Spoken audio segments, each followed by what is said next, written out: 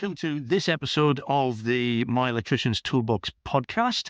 Last time you joined us, we had Steve along asking some questions from the members. That seems to have been received quite well, and we've now got another list of questions. We have. Let's get straight into it, Steve. Okay. Okie doke. First question that's come in has been mentioned in the Toolbox community that somebody's heard a lot of people mention about the lifetime value of a customer. Okay. What does that actually mean? I think it would be fair to say that within the trades as a whole, many people have what we call a transactional relationship with a customer. And what I mean by that is that we tend to get a call to go and do a quote, do the quote, go out and do the job, get paid for the job, and that's the end of the relationship.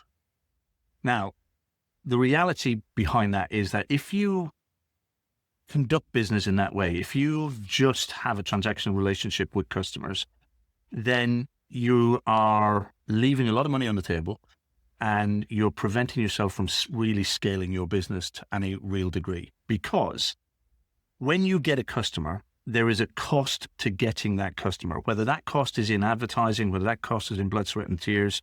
It costs you something in order to get that customer to come to you, to work with you.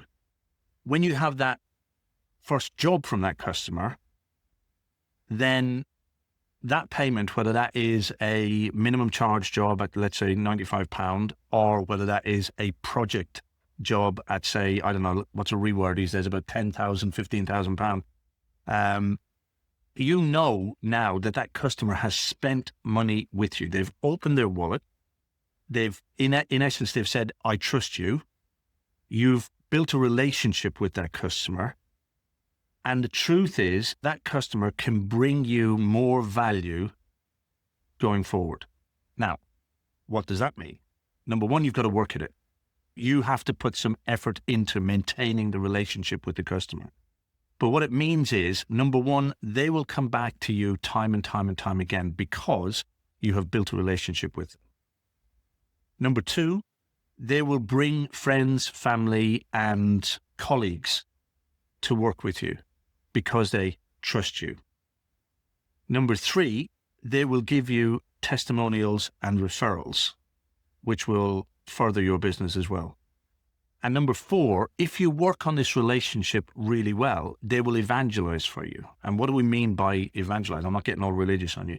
But what we mean by evangelize for you is that even when you're not around, they will use phrases like, you need to use My Electrician. When somebody's asking them about some work that they're having done in their home or at their property or in their business, and they need an electrician, they will use phrases like, you need to use My Electrician, because you have put the effort into building that relationship with them. So that in essence is the lifetime value of a customer. That customer has an ongoing value after the first job, but you've got to continue to build that relationship. You've got to continue to maintain that relationship. And unfortunately in the trades, we're pretty poor at doing that not because we're bad people, but because quite often we get so wrapped up in the day-to-day of having to go out and earn the money and do the next job and get the next quote in and so on and so forth, that we don't stop to think how we can continue to build a relationship with a customer, how we can continue to maintain a relationship with a customer. But again, there are processes you can put in place. There are automations that you can put in place that will help you to do that. It's just, again, a little bit of effort and well worth doing.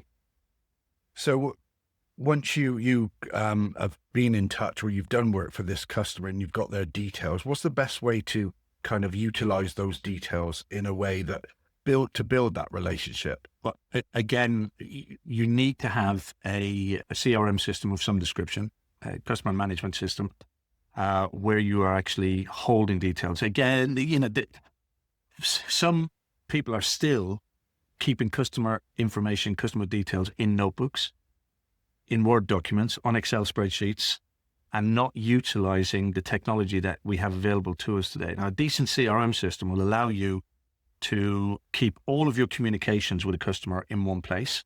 So whether they Facebook message you, whether they email you, whether they call you on the phone, with a good CRM system, and as you know, with the Toolbox members, we give them access to what we call the Sparks dashboard, which is a piece of software that allows you to keep all of your customer details in one place. It allows you to send out automated emails to those customers. It allows you to set up scheduled Facebook posts. It will allow you to Facebook message people and to SMS message people as well. So by utilizing software like that, you can easily maintain that relationship with a customer without you having to put a lot of effort into it. Once you've set up all of the automations, all you really need to do is add your customer to the database, and then the system takes over and sending out a set of prepared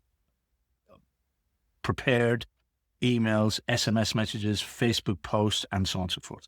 So it goes a long way to keeping the communication with the customers, something that trades are not generally very good at. Absolutely. And the important side of this as well is it's automated, but it looks like you have personally sat down and sent out an SMS, or you have personally sent out an email to this customer. And the reality is, you've done what you always do. You've had the relationship with the customer. You've gone and done the job. You've put their details into your CRM system, and now you've got on with your life. You're on to the next customer. But the system is maintaining that relationship for you. So having a system behind the scenes that does it for you. Absolutely. Brilliant. So Craig from Smart Home had a question. He finds it difficult that when he goes to a customer's house, it's kind of explaining the technical aspects sometimes of certain things, like, for example, bonding and why it's necessary. So is there a better way of communicating that to the customers? Absolutely. That's Craig right, yes? Yeah. So the short answer, Craig, as you probably are aware of by now, is you making use of the utilizing help sheets, what we call help sheets. The way that this normally shows up in instances where you have technical queries or debates with your customers are typically when the customer doesn't understand what's involved, which is quite often the case with electricians, right? So you turn up at a customer's house, and I think the example he gave was like bonding or something. So you turn up at a customer's house and you explain to the customer, they just want a socket in the utility room, or they just want a new light fitting fitted. And you then say, well, actually, your main bonding isn't connected and we need to resolve that. Yeah. So instantly the customer is thinking, you're trying to get more work. You're trying to jack up this job, right?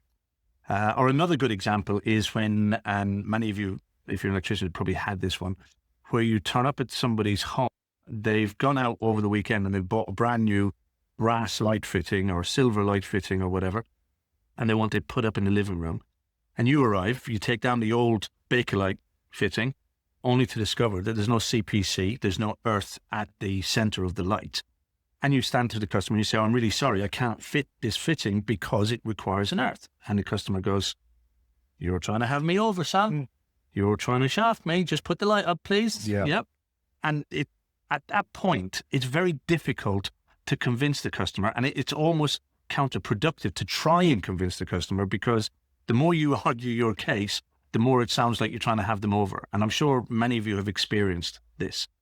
So what I've done and created, and now many of the toolboxes do, is for all of these situations, we create help sheets. And these help sheets are branded with your company details, your company logo, and so on and so forth. So they act as a fantastic marketing tool as well. But it also shows that there's some foretalk going into this. What you're talking about is in print. And for some strange reason, if you present the customer, when they say, I don't understand, why are you telling me I have to have this done? And you present them with this document that explains in simple layman's terms, not technical jargon, and there's no emotion involved and there's no heat of the, you literally explain, look, I'm sorry, but there's no CPC at the center of the light fitting. Bear with me a second. Here's a help sheet that explains that. Now they get the message. It's like, oh, right, yeah, okay. And there's less likelihood that they're going to think that you're trying to shaft them. And there's more likelihood that they're going to say, yeah, go ahead and do what you need to do. Let's get it sorted. Let's get it done. Now, we've taken that a step further, obviously, within the Toolbox community. That was back in the day. I would have a folder, and I still think it's a good idea to have a folder in the van with various scenarios. whether it's understanding RCDs, knowing what green goo is all about, understanding earth bonding, lack of CPC at light fittings. There's any number of different things that you can create help sheets on, and they help to position you as an expert. We used to have them, as I say, in a folder. You just pull them out as and when you were talking to the customer. We've now gone a step further. You create them digitally. You attach them to your website, which helps with your SEO, but it also helps with your expert positioning. Using the same help sheet, you can now create videos for your either TikTok shorts or your YouTube channel. So you can start building a portfolio of information that you can drive customers to, so that they can see you're not trying to have them over. This is genuine. This is all stuff that needs to be considered, needs to be thought about. And it's not something I made up on the spur of the moment just to try and get some more money out of you. So I guess having things in print and having videos, people will absorb information in different ways. So if you've got different options, different people, your customers, can still get the same message. Yeah, absolutely. Another question was that there are a lot of electricians in my area. How do I stand out as the kind of go-to electrician? By doing a little bit more than everybody else.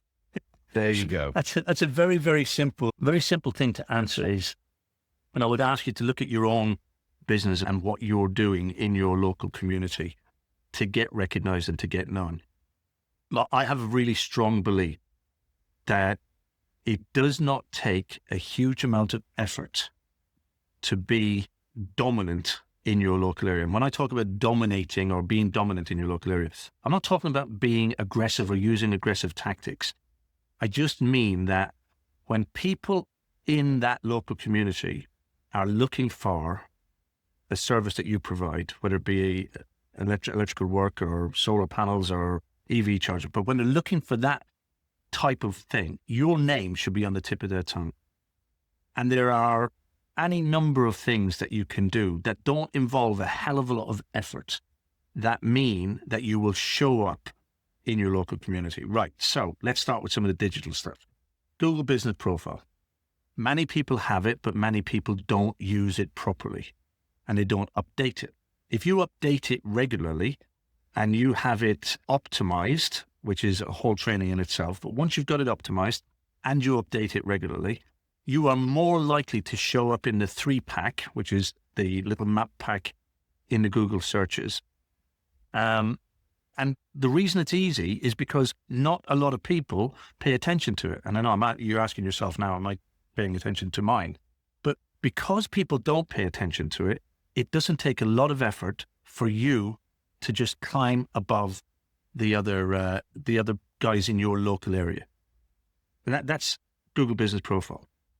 Leaflet domination. It's a strategy that we use within the community. And that I'm not going to teach that whole thing now, but you can literally have your business details on the doormat of almost every property in a 3 to 5 mile radius for very little money, for very, very little money. And using the right kind of strategies, they will actually hang on to those leaflets and use them when they need them, rather than them ending up in the recycling pool. Facebook, we mentioned in a previous episode, we mentioned about getting involved in Facebook groups and local Facebook groups. But if you are active in a Facebook group, and look, this does not mean, and I get this a lot when I talk to people about Facebook and Facebook groups, they say, I can't be on Facebook all day. You don't have to be on Facebook all day.